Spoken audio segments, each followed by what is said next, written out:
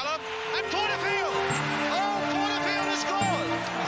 A block by Tommy Wright Phillips again, and Sunderland contract trophy aloft for the second time.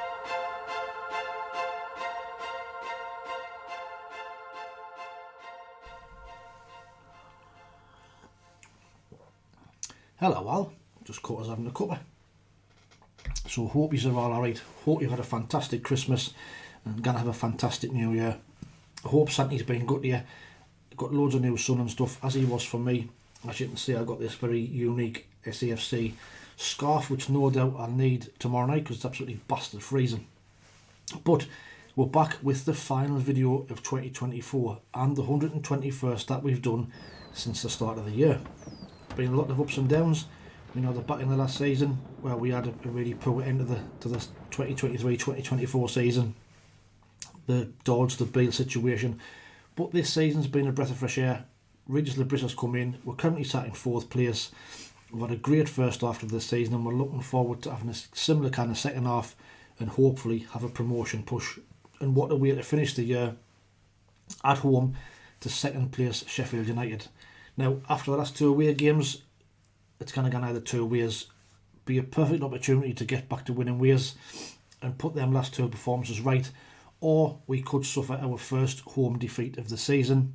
It could be a draw as well, of course, but I hope it's not a defeat. Now could this be the start of Sheffield United's little bit of a wobble themselves? After a great run of 6 wins in 8 games, they've not won in the last 2. They lost the first game in 11 at home against Burnley, losing 2-0 at home on Boxing Day. And then they drew at home again against West Brom on Sunday. But as you can see, they're on a great run of games. They beat Sheffield Wednesday, Oxford, they beat us, they beat Millwall, they beat Plymouth and they beat Cardiff. Those 2 results though have allowed high-flying Leeds, who've won 6 of their last 7 games, to jump above them at the top of the league, and now Leeds are now top by 2 points. But Sheffield United, they've played 24, they've won 15, drew 6, lost 3, they've scored 33, only conceded 14 goals, currently sat on 49 points, like I say, 2 points behind Leeds, a point above Burnley and 5 points above us. Now they do have the 2nd best away record in the league as well.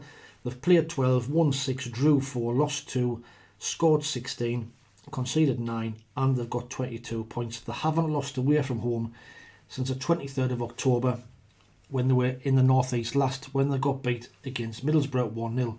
Hope that's a good omen. However, they've got some great players. Harrison Burrows is their top rated player, followed by goalkeeper Michael Cooper and Gustavo Hamer. I really like Hamer. He's a great player. He's very creative. He gets on the ball, but he's also got a bit of bite in him as well. Top goal scorers, Tyrese Campbell is their top scorer with 6. Hamer's got 5 and Kiefer Moore has got 5 as well. And Hamer's also got 5 assists, with Callum O'Hare got 4 and Adam Gilchrist. I mean, them players I just mentioned there, Gustavo Hamer, Kiefer Moore, Callum O'Hare, all great attacking players, and no doubt their threat is going forward. Now the squad though is stretched quite a bit at the minute. They've got some injuries in key positions. They've just lost Harry Suter, who was on loan from Leicester. He suffered an Achilles injury in the last game. He's out for the season. He's gone back to Leicester. You might recall he was sent off against us.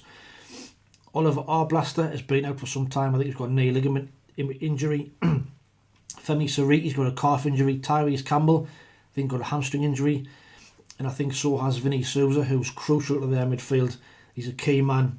And so I think these injuries could have had an impact and maybe the reason why they've struggled in the last 2 games.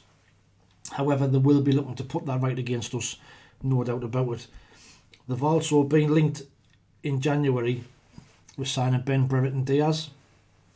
Now that's someone who I would love for us to be linked with.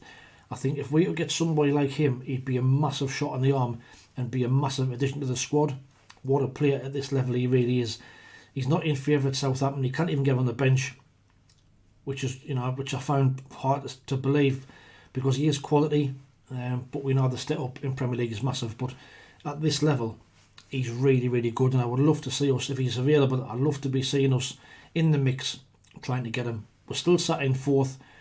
We're still in the promotion shake. When these type of players who we should be attracted now to push on with this promotion push. Now, we've got to bounce back after that shocking result at Stoke, no doubt about it. If we lose, though, on New Year's Day, then the gap between us in the top 3 is going to continue to grow. You know, just as I thought when we'd come through that rough spell, we then put in 2 performances. The Blackburn performance wasn't as bad as the Stoke one, but yet again, weaknesses, conceding 2 late goals in both games, which has cost us points. We should really have took 6 points out of them 2 games. Instead, we've took 1. Really, really disappointing, really frustrating. And this late goals conceding needs to be addressed and needs to be addressed quickly. We've been really defensively poor in them last 2 games, making stupid decisions, panicking, rushing, which is not like us. You know, we've been defensively good all season. You know, and for whatever reason, we've now suddenly become panicky, not making tackles, not making clearances, piss farting about and fanning on with the ball when we should just be getting it clear. So that we need to get back to basics. Now, I think, in my opinion, we are suffering now from the lack of squad depth. You know, early part of the season, everybody's fresh, everybody's contributing, but now as the months have gone on, the squad's looking leggy, it's looking tired, and we haven't got the strength in depth for players to come in and make an impact. You know, injuries to Dan Ballard, Niall Huggins, Chris Rigg, Romain Mundle, Tommy Watson, Alan Brown. You know, combine that with the summer signings that have been a complete waste of time, in my opinion.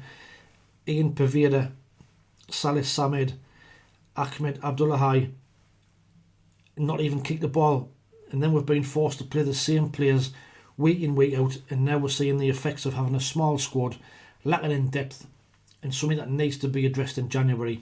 I said it in the review video of Blackburn, it's now going to be a key month. Is this just going to be a project for Speakman and KLD, or is this now going to be a serious promotion push where we invest in the squad, give Lebris what he wants, get an experienced striker in for once and for all, just can't spend the money, get a striker in who's going to score us goals to kick us on up that league, and get a defensive midfield player as well while we're at it.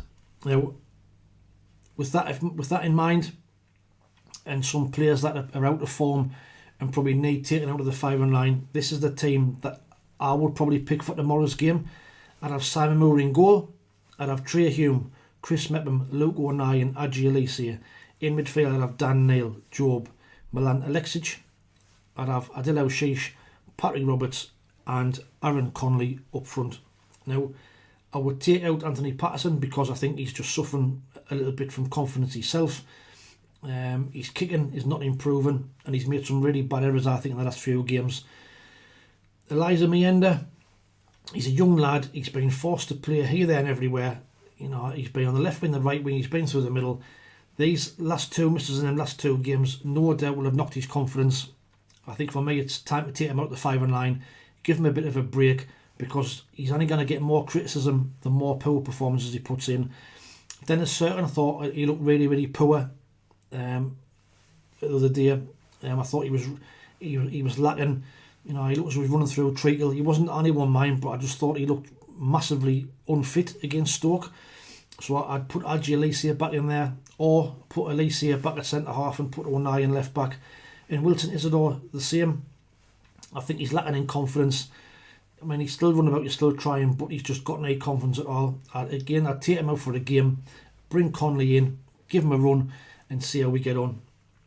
However, put myself in Regis Lebris's shoes, and I don't think there'll be many changes. We'll probably more than likely plot on with the same tired, predictable lineup, with probably one change. This is probably the team that we will play. It'll be Anthony Patterson, Trey Hume, Chris Mepham, Luke O'Neill, Dennis Certain, Dan Neil, Milan Alexic, Job. Roberts will come in for Mienda, with Elshish and Isidore continuing up in the front 3 as well. Now, this is going to be a really, really tough game, and if we play like we did on Sunday, we'll get beat, and we'll get beat comfortably, no doubt about it.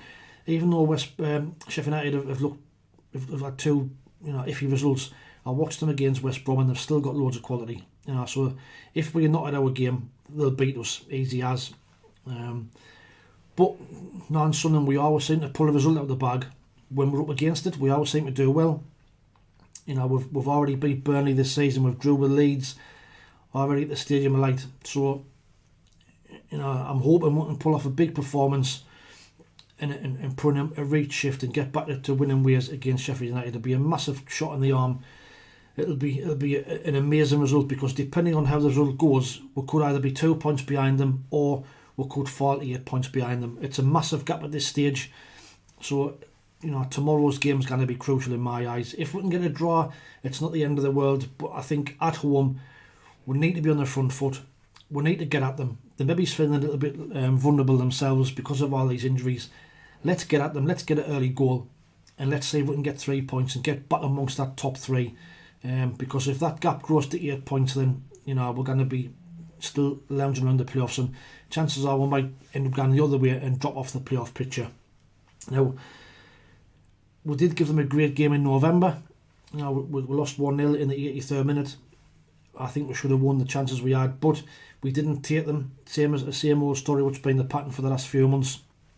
But I'm going to say that we're going to put out a performance. I'm going to say we're going to win, and I'm going to go for Sunderland 2, Sheffield United 1. Fingers crossed we can do it. Just to give everyone a boost and, you know, start the new year off with a bang, really. Now, score predictions, only David Newell predicted a defeat on Sunday, so 2 points go to him, which leaves the overall shirt competition scoreboard looking like this. John Ruddock and Mel Lacey are still joint top with 36. Kenneth Allen, Tim the Minion in second with 33. Peter Smith in third with 32. Chris Carter-Jackson fourth with 31. Ray Knight fifth with 30. Alex Dixon and Brian Greener and Gary Dunn are in sixth with 26. Bill Hanley, David Edwards, David Newell, John T, Stuart Mack all in 7th on 25.